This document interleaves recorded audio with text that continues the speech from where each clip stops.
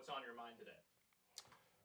Ooh, today is a sad day. I was looking at some court rulings on TV and national news, and the trial down in Texas, and it reminded me of my own personal tipping point um, in doing this race and cultural awareness um, work in connection with another case. And I think we're going to talk about that case a little bit and um, just the demographic that's being attacked right now.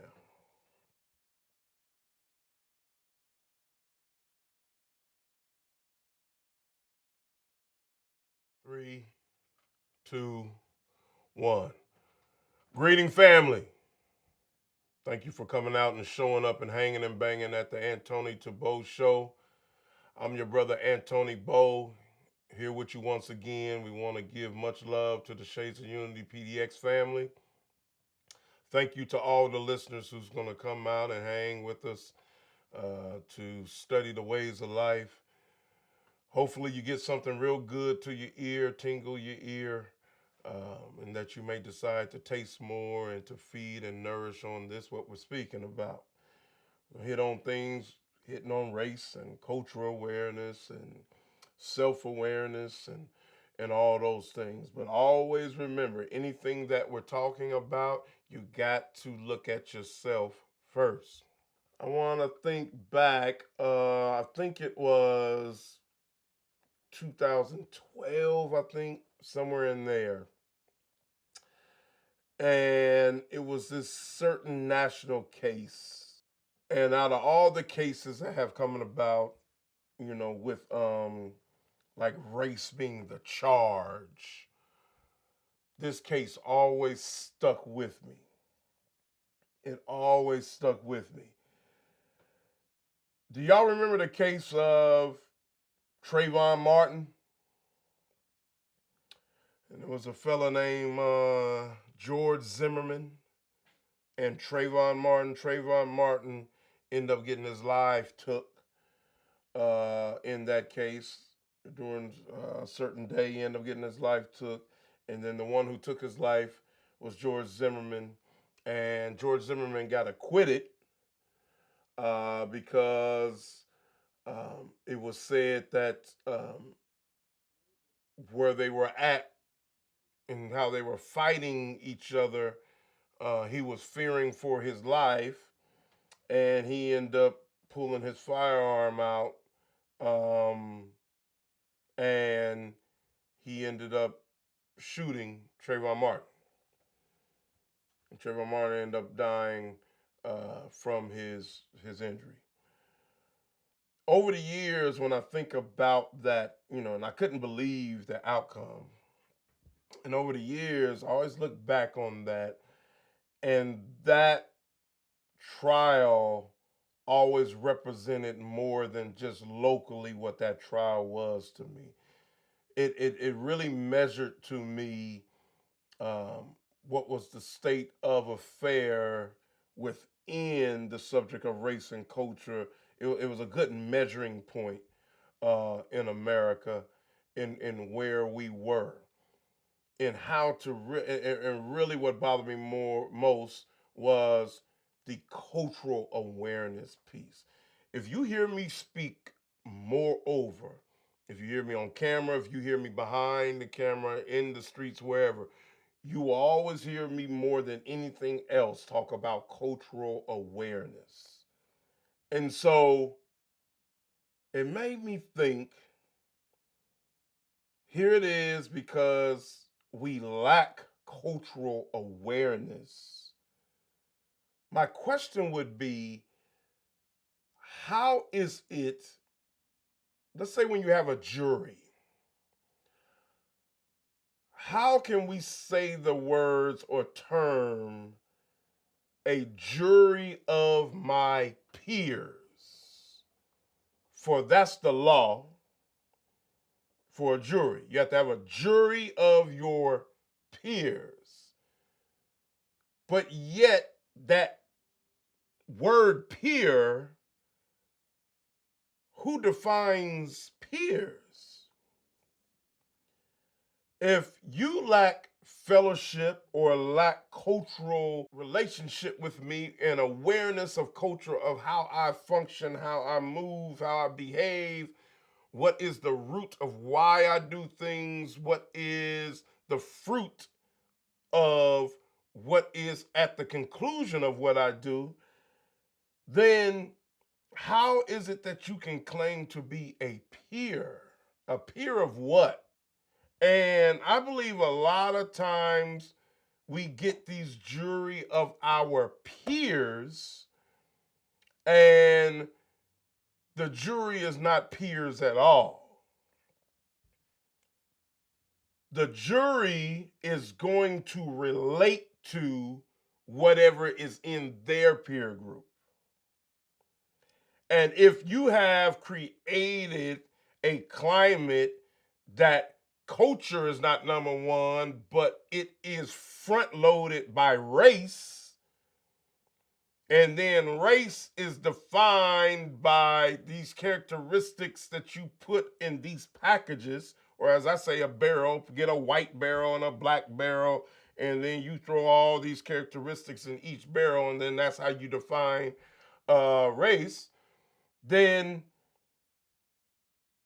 they're only going to relate to what it is that they know and what it is that they understand. And if they have become used to knowing or seeing somebody who looks like me, which, so-called color of his skin, is the convenient overlay where you don't have to do any work in knowing the culture of that person to where I can be a true peer to that person,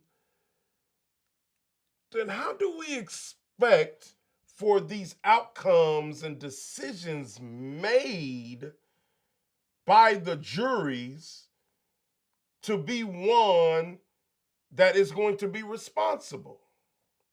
How do we expect responsible discernment within the jury rooms, within the ears, within the eyes of who's seeing and who's listening when they sit in the jury box? How do we expect that? Let me even go further. If the lawyers don't understand the definition of peers, then how can we expect the lawyer, prosecutor, or defense? How can we expect the lawyer then to go about their questioning and go about their dealings in persecuting or defending if they don't understand culture and they don't understand peer? In America, it's very sad and it's very novice in this land, is that we act like we have so much knowledge on laws, but then nobody is willing to stand up and testify of their journey, of their ups and downs in fulfilling those laws. Nobody wants to share their culture of their roller coaster. Because you can't come and tell me that you always be up high, like you're always doing well. You're not always doing well. You do this, sometimes you're doing real bad. But if every time I see you, I always try to present this fruit type behavior, follow me, this fruit type behavior, but I never discuss with you the seed planted and how it took to get the ground ready to receive the seed, and then how did the seed grow properly, and then sometimes it grows wrong, and then it had to be pruned and corrected, and those type of things. If you never get to hear that story, all you're going to know is fruit. And then next thing you know, we got everybody walking around in the land trying to present concluded fruit-like behavior. Yeah, we may be trying to get there, but it's still a journey to get there. And we don't have enough conversation about getting there. It's such a blessing to talk about how to get there. And so in the land, we do a bunch of presentation of you should be acting like this. You should be like this. Why weren't you like this? Why didn't you do this? But the key word is why. You know what? Don't ask me why if you don't really want to know why. If you're going to ask me why because you just wanted to look good, then that's not you really asking me why. Why don't start at the fruit? Why starts at the root? So if that's why you're asking me why, then okay, wonderful. Now we can get down here and we can walk this journey up together while I define my why. You know what that sounds like? That sounds like a real good peer group. That's walking step by step with each other, that will be aware of each step of how culture functions. And even if you come up in a different culture, you know how to relate the steps of another culture because you know how to go about walking the journey of how to go from root to fruit, from the successes to the down to the failures and back to the successes. But we set it up as we have to be peers. Give me a cosmetic look. It has to look this certain way, and that's how we're going to be peers. Everybody got to look a certain way, and that's how we're going to be peers. No failure. Nobody can be in need. Everybody's in possession. Because you know that's the result of when you try to make everything look like a completed fruit. That's everything that's desirable. See, a lot of folks want the end thing, the end result. But you don't catch a lot of folks who want to do the hard work to get it there. And what it produces in our society is a whole bunch of folks whose motivation is just to possess something. They want to be in possession. It's like when I have conversations with folks pertaining unto race and culture. Do you know the majority of the people I have conversations with on race and culture, when they reciprocate to me in that conversation, do you know that their conversation, they show that their focus is not on the plight of what I'm talking about within race and culture? Now in 2026, all what people care about is your vote. That's it. Let me say this. A lot of you wouldn't even care about what's going on in the plight of somebody else if they didn't have the ability to vote. Because it ain't like you fellowship with them. It ain't like you hang out with them. It ain't like you have any interest other than that. You just see, and then look at it like this. And then you see that they're voting against your interest. And then that's the only way you then try to introduce yourself to them. Think about it. They either voting with your interest and you say, oh, that's my buddy. Or they're voting against your interest and then you introduce yourself to them as an enemy. And you might try to convince them real quick, to go the way you're going. But if it takes too long, if it takes too long, because y'all act like, hey, as soon as the seed is planted in the ground, it's supposed to be this fat plum tree come up in 1 hour. So you lack endurance to walk with them to where they may get to where they might see the fruit of what you're speaking. And if they don't agree with you from that initial encounter, they become your enemy and you start to talk about them like they are a dog.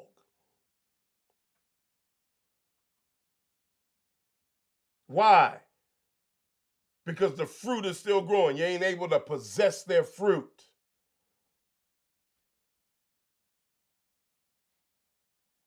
See, I know where I come from. A lot of folks, I don't care nothing about where the plight of what we done came through. They just want to possess us. You know what possession is? Possess means ownership. They just want to say they own you. And when you agree, pat you on your head, good, good, good, oh, good boy. Good. Okay. All right. This is getting very dangerous. I'm going to show you how. Can I give you an example real quick? Can I share with you why the case bothered me so much? I'm going to share why this case bothered me so much. The 911 tape and what Mr. Zimmerman said unto the police. Hey, we've had some break-ins in my neighborhood, and there's a real suspicious guy. Okay, and this guy, is he white, black, or Hispanic? He looks black. This guy looks like he's up to no good, or he's on drugs or something. Oh, look like he's on drugs. Then he says, look like he keeps reaching for something. It sounds like he's opening the door to his car or something. And then I think the 911 operator heard it and was like, Are you following him? Yeah. Okay, we don't need you to do that. But what ended up happening is, this is me talking, I believe he followed him. But my question would be, why did he follow him? Well, he thought he was a thug. And he thought he was one of, the crime-ridden, breaking into houses. We done had a lot of break-ins, and, that's what he thought. Okay, all right, that's what he thought. He has this interview on Fox News. When he's being interviewed by Sean Hannity, he says, dispatcher asked you, are you following him? And you said yes. Explain that. I meant that I was going in the same direction as him to keep an eye on him so that I could tell the police where he was going. I didn't mean that I was actually pursuing him. He says once he did that, he said he didn't see him no more, and he started to go back to his vehicle. In going back to his vehicle, he said that Trayvon was hidden in some bushes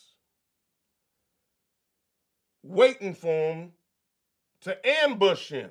And so at that point, Trayvon is, all of a sudden you turned around and there he was. And Trayvon said to him, he asked me what my problem was. Expletive problem. Yes, sir. And then punched him in the mouth. And then started to jump on him. Let me share something with you, man. Maybe it's not y'all, but it's me. As soon as I hear that, y'all ever watch this thing called B movies? Y'all know what a B movie is? Y'all know what that is? I'll tell you what I think a B movie is. A B movie is one of the movies that kind of low budget, and they got real bad acting. You can tell that the people are not good at acting, and it's real bad. When I heard him give that explanation, you know when you're culturally aware and you be within a peer group, and you can hear when people say that people are saying certain type of words, and you wouldn't know. Kind of like when we in the hood, we're like, we don't talk like that in the neighborhood. And so you come with, you got a problem? No, I got a problem. Oh, well, you do now. That sounded like a B movie. A movie that somebody who is not in the peer grouping, who doesn't fellowship, does not have cultural awareness, would just imagine up. See that scenario on a movie, I'm like, oh, that sounds good. And then make it like that's what it is. So he says he jumps on him and, he fighting. And Trayvon just whooping him. Here's the question. Whooping him why? Beating him up why? I guess because he was following him. Because Mr. Zimmerman thought he was this thug, right? He's beating him because Zimmerman thought he was this thug. Let me pause that one. Now let me go back over here to the start. You know what we come to find out? Before Zimmerman is even within the mix, Trayvon Martin was in that community visiting his dad. Or he was staying at his dad's house. This is what it was. He had gotten in trouble at school. Mom sent him to his dad's house. Y'all ever heard of that one? Yeah, heard of that one? Then she was doing a Furious Styles. Y'all know Furious Styles? All right. That's for you. If you know, you know. Sent him to his dad's house. In that, he's at the house with his stepbrother, I guess, and he goes and walks to the store, asking his stepbrother, do he want something from the store? And he walks to the store, and he's walking to the store, and then walking to the store. This is how that whole incident goes. So we have Trayvon walking to the store, and Mr. Zimmerman seeing him and thinking he is this thug. So notice, when Mr. Zimmerman is giving his explanation is coming from the standpoint of he believes that it's this thug. He don't know his name is Trayvon. He just believes he's this thug. And when he believes that he's this thug, what do? You give your most thuggery explanation and story. So the thug is just beating him up. Now, think of this. We know Trayvon now. So I guess Trayvon was mad maybe because Mr. Zimmerman was being nosy and kept watching him. So he felt like he had to beat Mr. Zimmerman up.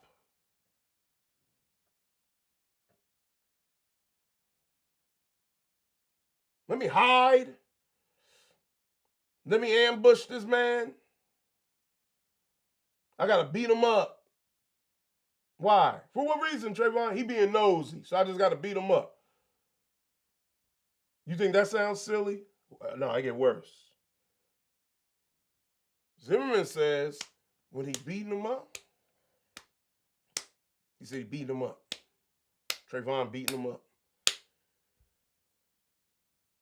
He says his shirt starts to raise up.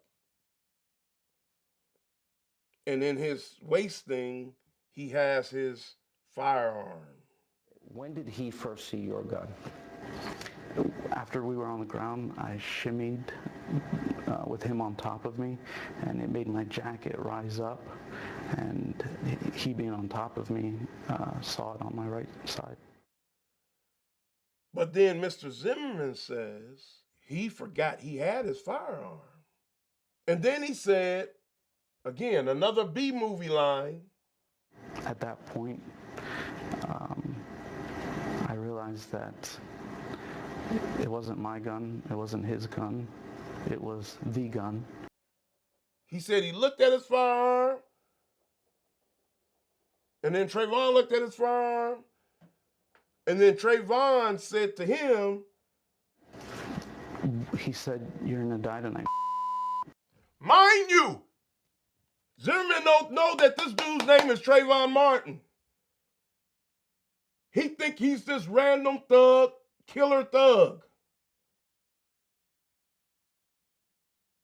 But we know this is Trayvon Martin at his dad's house. So, all right, so I'm asking a question. So did Trayvon Martin, because Zimmerman was being nosy, decide I'm going to beat Zimmerman up? And then from there, you want to know what? You know what? I got this little itch in me. You know, I've always, when I wanted to grow up, I always wanted to be a serial killer. So what I'm going to do, man, I'm going to just, on my way back from the store, I'm going to just take this dude's life who was being nosy. And then after I take his life with his gun, I'm going to go on back home with my little stepbrother and we're going to finish playing video games and do that. Sound believable? I'm going to say, yeah, it does. But to whom? Not to me. Not to somebody who has cultural awareness pertaining to who we're talking about. But to those who have no peer groupings with this person, no culture understanding, no awareness. Oh, it sounds perfect. Yep. Oh, yeah. Oh, yeah. That's what we'll do. Oh, yeah. I'll say, I'll wrap it up like this. And you all be the judge. Don't let me in. This is why I don't believe nothing he said.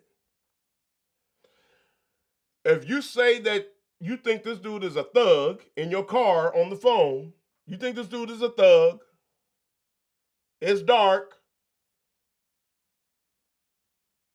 you think this thug is high on something, that's what he tells the police, and you say this thug keeps reaching for something,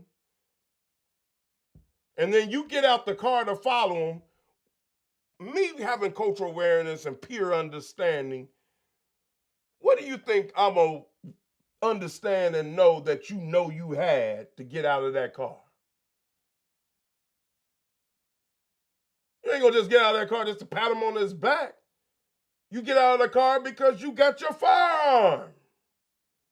Matter of fact, you go on the phone with somebody. You know who you on the phone with?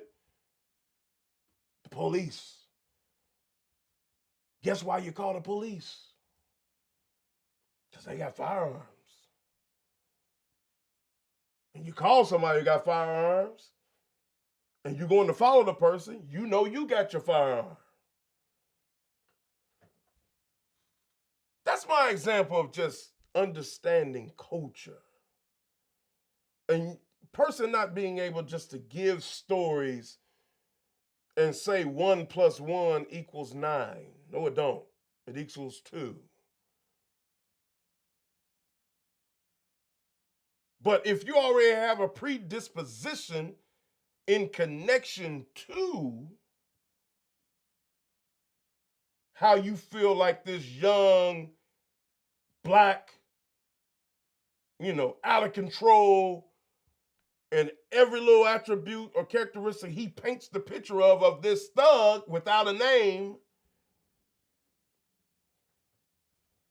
then you fall for it. Definitely would say that got to be a lesson to be learned, family. We're in a dangerous time. Who has the power to define? Somebody else is defining me right now, and it's not me. We say go to the author, and it's not, you ain't going to the author. You're defining, but you're not going to the author. That's your homework.